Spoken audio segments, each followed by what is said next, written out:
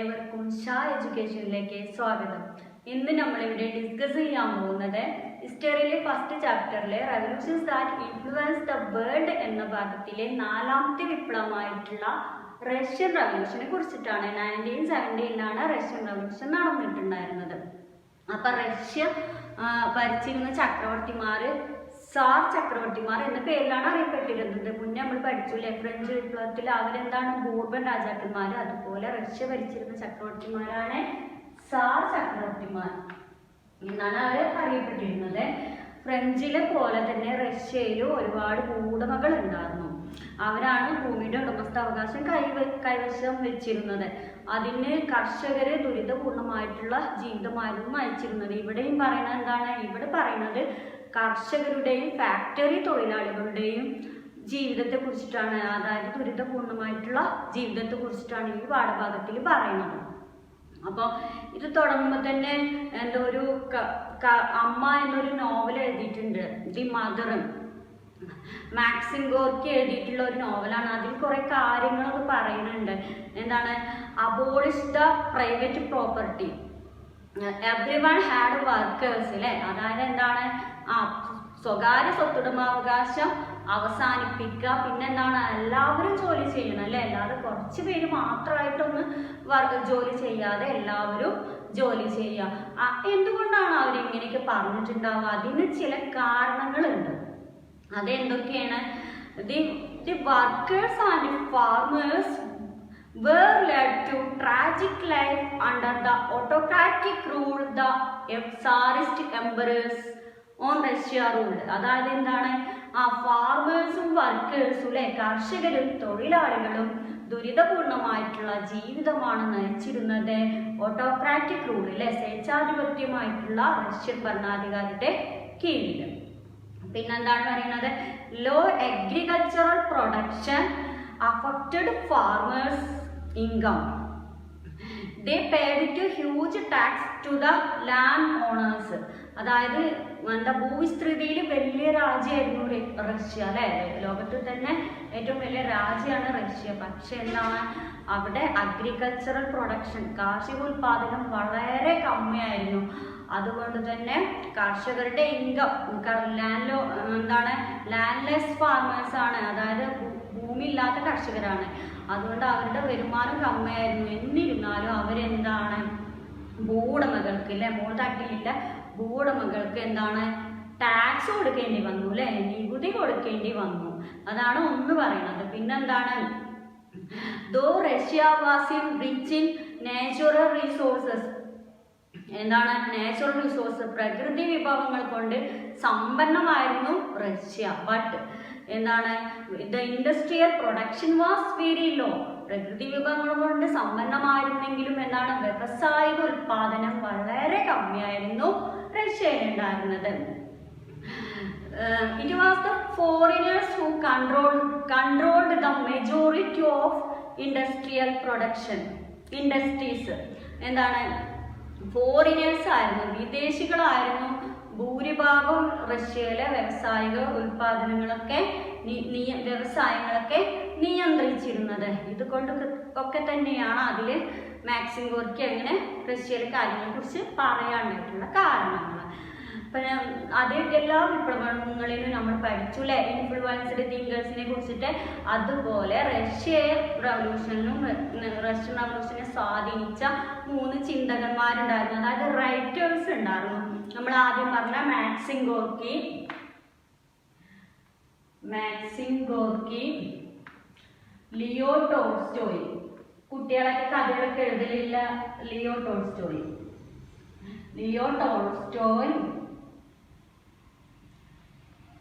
Ivan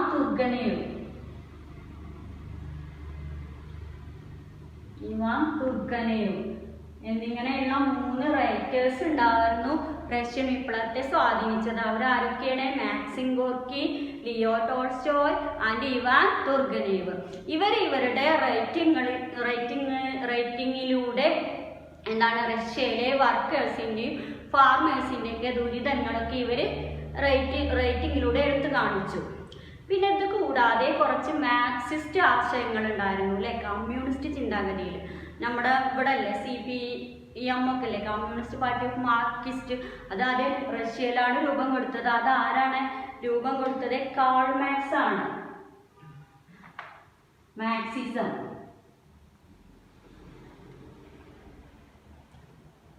ആരാണ്? Karl Marx. Karl Marx and Friedrich Engels, ഇവർ രണ്ടാളാണ് മാർക്സിസത്തിന് ഫ്രെഡറിക് എൻജൽ, ഇവർ രണ്ടാളാണ് മാർക്സിസത്തിന് രൂപം കൊടുത്തത്. Karl Marx and Friedrich Engels. Marxism അതായത് തൊഴിലാളി സംഘടന, അതായത് എന്താണ് സ്വത്തുടമാവകാശമൊക്കെ തൊഴിലാളികൾക്ക് കൊടുക്കുക അല്ലെ. കാൾ മാർക്സിന്റെ ആശയങ്ങളൊക്കെ എന്താണ്? തൊഴിലാളികൾക്ക് പ്രചോദനമേകി. പിന്നെ സ്വകാര്യ സ്വത്തുടമാവകാശം അവസാനിപ്പിച്ചിട്ട് എന്താണ് സ്വത്തുകൾ മുതലാളിമാർ നിയന്ത്രിച്ചിരുന്ന സ്വത്തുകളൊക്കെ തൊഴിലാളികളുടെ നിയന്ത്രണത്തിലാക്കുക അല്ലെ. അതാണ് മാർക്സിസ്റ്റ് ആശയങ്ങൾ പറയുന്നത്. പിന്നീട് ഈ മാർക്സിസ്റ്റ് ആശയങ്ങളിൽ നിന്ന് വേറൊരു സംഘടന രൂപപ്പെട്ടു. ഇതിന്റെ സ്വാധീനങ്ങളൊക്കെ ഇതിന്റെ ആശയങ്ങളൊക്കെ ഉൾക്കൊള്ളുന്ന ഒരു സംഘടന സോഷ്യൽ ഡെമോക്രാറ്റിക് വർക്കേഴ്സ് പാർട്ടി. എന്താണ്? സോഷ്യൽ ഡെമോക്രാറ്റിക് വർക്കേഴ്സ് പാർട്ടി രൂപം കൊണ്ടു. മാർക്സിസ്റ്റ് ആശയങ്ങളൊക്കെ ഉൾക്കൊള്ളുന്ന ഒരു സംഘടനയാണ് സോഷ്യൽ ഡെമോക്രാറ്റിക് വർക്കേഴ്സ് പാർട്ടി. ഇത് രണ്ടെണ്ണമായിട്ട് സ്പ്ലിറ്റ് ചെയ്യും. ഒന്നാമത്തെ എന്താണ്? മെൻഷെവിക്.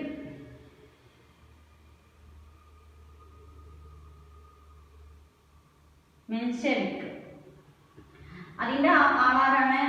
ന്യൂനപക്ഷ പാർട്ടിയാണ് കേട്ടോ, മൈനോറിറ്റിയാണ്. മെൻഷെവിക് പറഞ്ഞാൽ ന്യൂനപക്ഷം, മൈനോറിറ്റി. അതിന്റെ ആള് അലക്സാണ്ടർ കെരൻസ്കി.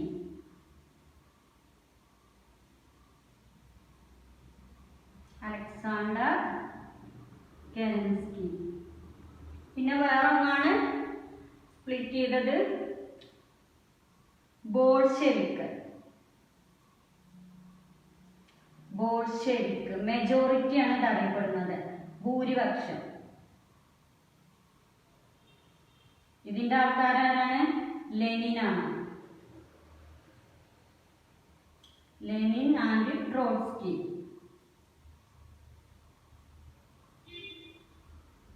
ഇവർ രണ്ടുപേരും ബോൾഷെവിക് പാർട്ടി. അപ്പൊ എന്താണ്?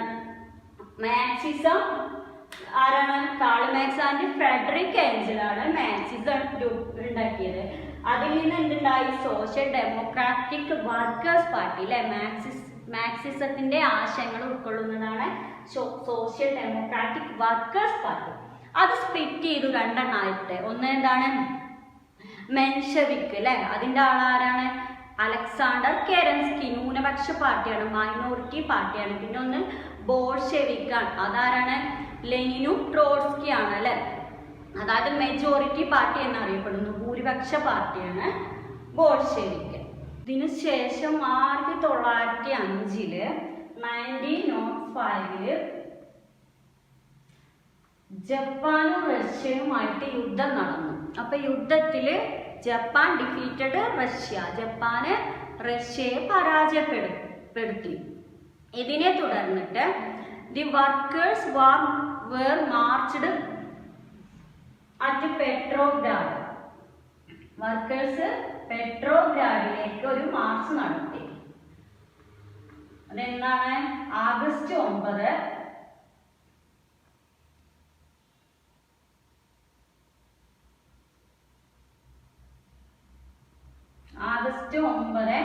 1905 1905 വർക്കേഴ്സ് പെട്രോഗ്രാഡിലേക്ക് ഒരു മാർച്ച് നടത്തി. They demanded political rights and economic reforms. എന്തൊക്കെ ആവശ്യങ്ങൾ ഉന്നയിച്ചിട്ടായിരുന്നു അവർ മാർച്ച് നടത്തിയത്? രാഷ്ട്രീയ അവകാശങ്ങളും സാമ്പത്തിക പരിഷ്കാരങ്ങളും ഉന്നയിച്ചിട്ടാണ് വർക്കേഴ്സ് പെട്രോഗ്രാഡിലേക്ക് ആഗസ്റ്റ് 9 1905 1905 അവർ മാർച്ച് നടത്തി. The soldiers was fire on the March, അതായത് സോൾജേഴ്സ് ഫയർ ചെയ്തു ഈ മാർച്ചിലേക്ക്. എന്നിട്ട് ഹൺഡ്രഡ്സ് ഓഫ് ഡെമോൺസ്ട്രേറ്റേഴ്സ് വർ മസാക്രഡ്, അതായത് എന്താണ് 100 കണക്കിന് ആൾക്കാര് വർക്കേഴ്സിൽ ഇതിൽ കൊല്ലപ്പെട്ടു. അവ എന്താണ്?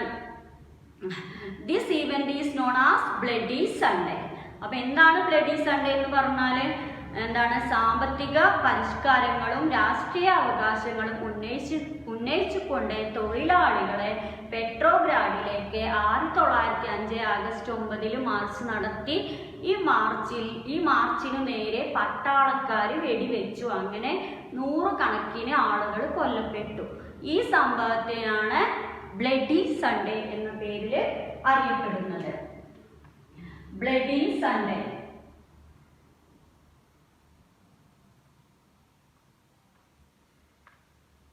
അതായത് രക്തരൂക്ഷിത ഞായറാഴ്ച എന്ന പേരിൽ അറിയപ്പെടുന്നത് ഈ സംഭവത്തെയാണ്. ഇതിനെ തുടർന്നിട്ട് പിന്നെ സോവിയറ്റ് അതായത് വർക്കേഴ്സ് പാർട്ടി എന്ന പേരിൽ അറിയപ്പെട്ടത് സോവിയറ്റ് എന്ന പേരിലാണ് അറിയപ്പെടുന്നത്. തൊഴിലാളി സംഘടനകൾ സോവിയറ്റ് എന്ന പേരിലാണ് തൊഴിലാളി സംഘടനകൾ അറിയപ്പെടുന്നത്. അപ്പൊ ഈ തൊഴിലാളി സംഘടനകൾ എല്ലായിടത്തും ശക്തി പ്രാപിച്ചു ഇതിനെയൊക്കെ തുടർന്നിട്ട്. അങ്ങനെ ഇവര് ഒരുപാട് സ്ട്രൈക്കുകൾ നടത്തി തൊഴിലാളി സംഘടനകൾ. ഇതിനെ തുടർന്നിട്ട് രാജാവിന് എന്താണ്? ഒരു ലെജിസ്ലേറ്റീവ് അസംബ്ലി, ഒരു നിയമനിർമ്മാണ സഭ, ലെജിസ്ലേറ്റീവ് അസംബ്ലി രാജാവിന് രൂപീകരിക്കേണ്ടി വന്നു. ലെജിസ്ലേറ്റീവ് അസംബ്ലിയുടെ പേരെന്താണ്? ഡ്യൂമ എന്ന പേരില്. ഇതിനൊക്കെ തുടർന്ന് ഈ സ്ട്രൈക്കിനൊക്കെ തുടർന്ന് രാജാവിന് ഡൂമ എന്ന പേരില് ഒരു ലെജിസ്ലേറ്റീവ് അസംബ്ലി നിർമ്മിക്കാൻ നിർബന്ധിതനായി രാജാവ്. ഇതിനൊക്കെ തുടർന്നിട്ട് പിന്നീട് 1914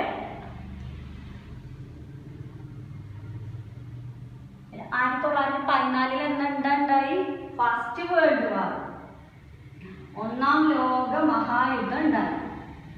അപ്പോ 1914 1-ാം ലോക മഹായുദ്ധം ഉണ്ടായപ്പോ രാജാവ് എന്ത് ചെയ്തു? ഈ ഡൂമയുടെ എതിർപ്പിനെ അവഗണിച്ചിട്ട്, ഈ ലെജിസ്ലേറ്റീവ് അസംബ്ലിയിലെ പേരാണ് എന്ത്? ഡൂമ അല്ലെ, നിയമനിർമ്മാണ സഭ, അതിന്റെ പേരാണ് ഡൂമ. അതിന്റെ എതിർപ്പിനെ അവഗണിച്ചിട്ട് 1914 1-ാം ലോക മഹായുദ്ധ കാലഘട്ടത്തില് രാജാവ്, അവിടുത്തെ റഷ്യയിലെ രാജാവായിട്ടുള്ള നിക്കോളാസ് രണ്ടാമൻ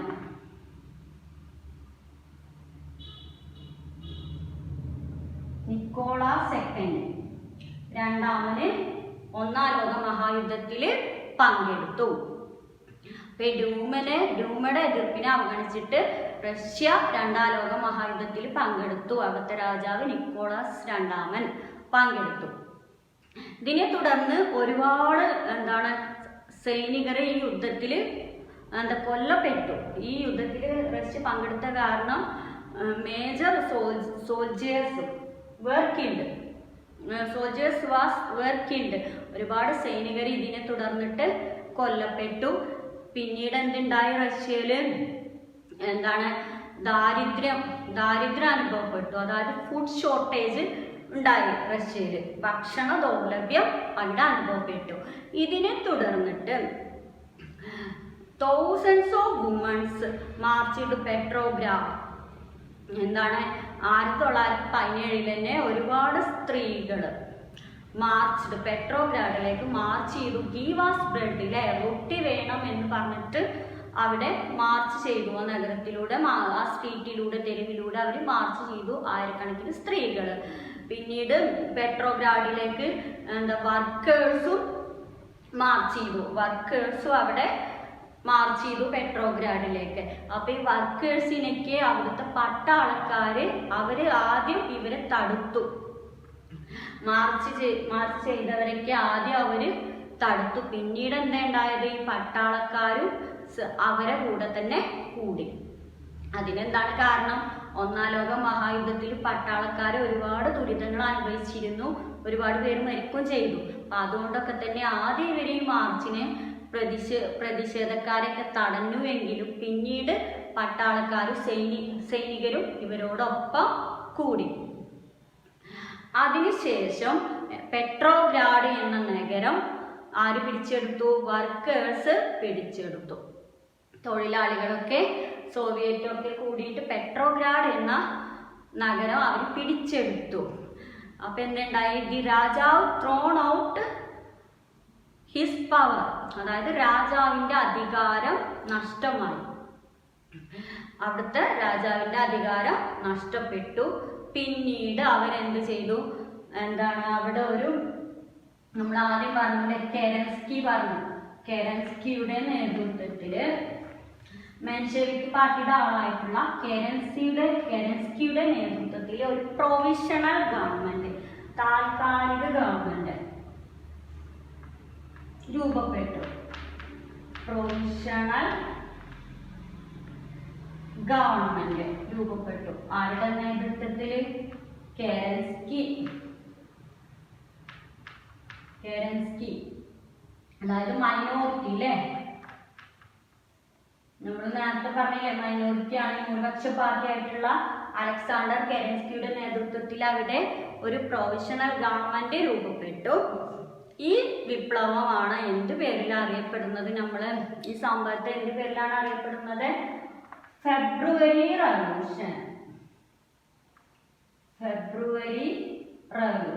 ഫെബ്രുവരി വിപ്ലവം. ഇത് എന്നാണ് നടന്നിട്ടുള്ളത്? ഇത് മാർച്ചിലാണ് ശരിക്ക് നടന്നിട്ടുള്ളത്. ഫെബ്രുവരി റവല്യൂഷന് മാർച്ചിലാണ് നടന്നിട്ടുള്ളത്. പക്ഷെ ഇത് ഫെബ്രുവരി വിപ്ലവം എന്ന പേരിലാണ് അറിയപ്പെടുന്നത്. അതായത് റഷ്യൻ കലണ്ടർ ഇന്റർനാഷണൽ കലണ്ടറിനേക്കായി പുറകോട്ടാണ് പോകുന്നത്. അപ്പൊ ഇവിടെ മാർച്ച് ആവുമ്പോൾ അവിടെ ഫെബ്രുവരി ഉള്ളതായിട്ട്, അപ്പോൾ കുറച്ച് ദിവസങ്ങൾ ബാക്കിലോട്ടാണ് റഷ്യൻ കലണ്ടർ. അതുകൊണ്ട് ഈ മാർച്ചിൽ നടന്ന വിപ്ലവം അവിടെ ഇപ്പോൾ ഫെബ്രുവരിയാണ്. അപ്പൊ അതുകൊണ്ട് മാർച്ചിൽ നടന്ന വിപ്ലവം ഫെബ്രുവരി റവല്യൂഷൻ എന്ന പേരിലാണ് അറിയപ്പെടുന്നത്. അപ്പൊ എന്താണ് ഫെബ്രുവരി വിപ്ലവം എന്ന് പറഞ്ഞാല്? അതായത് ഒരു കൂട്ടം സ്ത്രീകള് ഗീവാസ് ബ്രെഡ് അല്ലെ, റൊട്ടി വേണം പറഞ്ഞിട്ടും പിന്നെ വർക്കേഴ്സും ഒക്കെ കൂടിയിട്ട് എവിടേക്ക്? പെട്രോഗ്രാഡിലേക്ക് മാർച്ച് നടത്തിയില്ലേ. അപ്പൊ സൈനികർ ആദ്യം ഇതിനെ തടഞ്ഞുവെങ്കിലും പിന്നീട് സൈനികരും അവരോടൊപ്പം ചേർന്നു. എന്നിട്ട് അവരെന്ത് ചെയ്തു? ഈ പെട്രോഗ്രാഡ് നഗരം പിടിച്ചെടുത്തു. അങ്ങനെ രാജാവിന്റെ അധികാരം നഷ്ടപ്പെട്ടു അല്ലെ, രാജാവ് സ്ഥാനഭ്രഷ്ടനായി അല്ലെ. അപ്പൊ പിന്നീട് അലക്സാണ്ടർ കെരൻസ്കിയുടെ നേതൃത്വത്തിൽ അവരൊരു താൽക്കാലിക ഗവൺമെന്റ് രൂപപ്പെട്ടു വന്നു അല്ലെ. ഒരു താൽക്കാലിക ഗവൺമെന്റ് ഉണ്ടായി അലക്സാണ്ടർ കെരൻസ്കിയുടെ നേതൃത്വത്തിൽ. ഈ സംഭവങ്ങളൊക്കെയാണ് ഈ റവല്യൂഷനാണ് എന്ത് പേരിൽ അറിയപ്പെടുന്നത്? ഫെബ്രുവരി റവല്യൂഷൻ എന്ന പേരിൽ അറിയപ്പെടുന്നത്. ഇത് മാർച്ചിലാണ് നടന്നതെങ്കിലും ഇത് ഫെബ്രുവരി റവല്യൂഷൻ എന്ന പേരിലാണ് അറിയപ്പെടുന്നത്.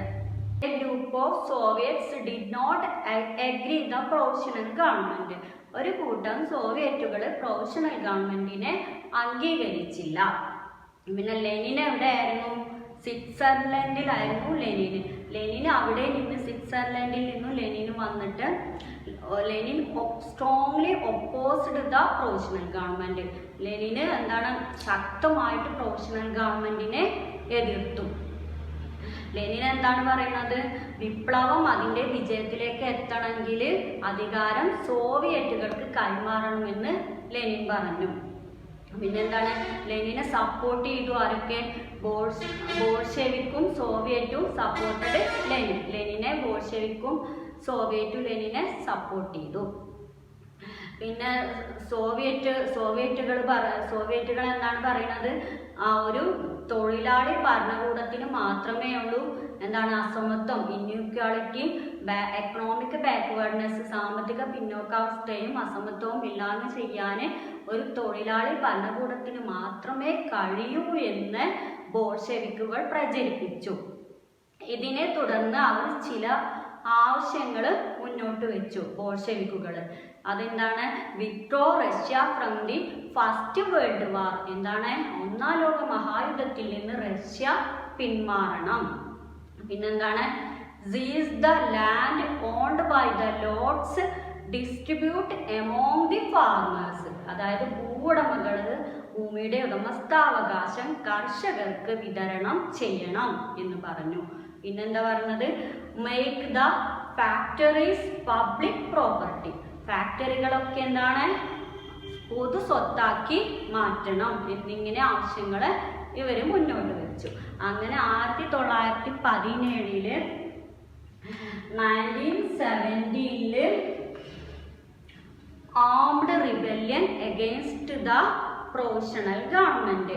പ്രൊവിഷണൽ ഗവൺമെന്റിന് എതിരായിട്ട് സായുധ കലാപം നടന്നു 1917 സോവിയറ്റും ബോൾഷെവിക് പാർട്ടിയുടെയും നേതൃത്വത്തിൽ. ഈ കലാപത്തെ തുടർന്നിട്ട് മെൻഷെവിക്കിന്റെ നേതാവായിട്ടുള്ള അലക്സാണ്ടർ കെരൻസ്കി രാജ്യം വിട്ടുപോയി. ഇതിനെ തുടർന്നിട്ട് എന്തായി? റഷ്യയുടെ മുഴുവൻ അധികാരങ്ങളും എന്തിന്റെ നിയന്ത്രണത്തിലായി? ബോൾഷെവിക്കിന്റെ നിയന്ത്രണത്തിലായി. റഷ്യയുടെ മുഴുവൻ അധികാരങ്ങളും ബോൾഷെവിക്കിന്റെ നിയന്ത്രണത്തിലായി. അപ്പോൾ Bolshevik attained the power is known as, അതായത് ബോൾഷെവിക് നേടിയ ഈ അധികാരം എന്ത് പേരിലാണ് അറിയപ്പെടുന്നത്? ഒക്ടോബർ റവല്യൂഷൻ എന്ന പേരിലാണ് അറിയപ്പെടുന്നത്. ഒക്ടോബർ വിപ്ലവം, ഒക്ടോബർ റവല്യൂഷൻ. ഇതും നടന്നത് എന്നാണ്? ശരിക്കും നമ്മുടെ കലണ്ടർ പ്രകാരം നവംബറിലാണ്. റഷ്യൻ കലണ്ടർ കുറച്ച് ദിവസങ്ങൾ, ഒരു മാസം പിറകോട്ടായതുകൊണ്ടാണ് ഒക്ടോബർ റവല്യൂഷൻ എന്ന പേരിൽ അറിയപ്പെടുന്നത്. അപ്പൊ എന്താണ് ഒക്ടോബർ റവല്യൂഷന്? എന്താണ്? മെൻഷെവിക്കിനെതിരായിട്ടല്ലേ, അതായത് താൽക്കാലിക ഗവൺമെന്റിന്, പ്രൊവിഷണൽ ഗവൺമെന്റിനെതിരായിട്ട് സായുധ കലാപം നടന്നു. അങ്ങനെ ബോൾഷെവിക് പാർട്ടി, ബോൾഷെവിക് എന്തായി? റഷ്യയുടെ നിയന്ത്രണം ഫുള്ളും ബോൾഷെവിക് ഏറ്റെടുത്തു. മെൻഷെവിക്കിന്റെ നേതാവായിട്ടുള്ള അലക്സാണ്ടർ കെരൻസ്കി രാജ്യം വിട്ടു പോയി. അങ്ങനെ എന്താണ്? ബോൾഷെവിക് ഈ അധികാരങ്ങളൊക്കെ നേടിയെടുത്തു അല്ലെ, ഈ അറ്റൈൻ ദ പവർ. ഇതിനെയാണ് പറയുന്നത് എന്താണ്? ഇത് നടന്നത് എന്നാണ്? ഒക്ടോബറിലാണ് അല്ലെ, റഷ്യൻ കലണ്ടർ പ്രകാരം മാസം ഒക്ടോബറിലാണ്. നമ്മളിവിടെ നവംബർ. അപ്പൊ അതുകൊണ്ടാണ് ഇതിനെ ഒക്ടോബർ റവല്യൂഷൻ എന്ന പേരിൽ അറിയപ്പെടുന്നത്. പിന്നീട് ലെനിന്റെ നേതൃത്വത്തിൽ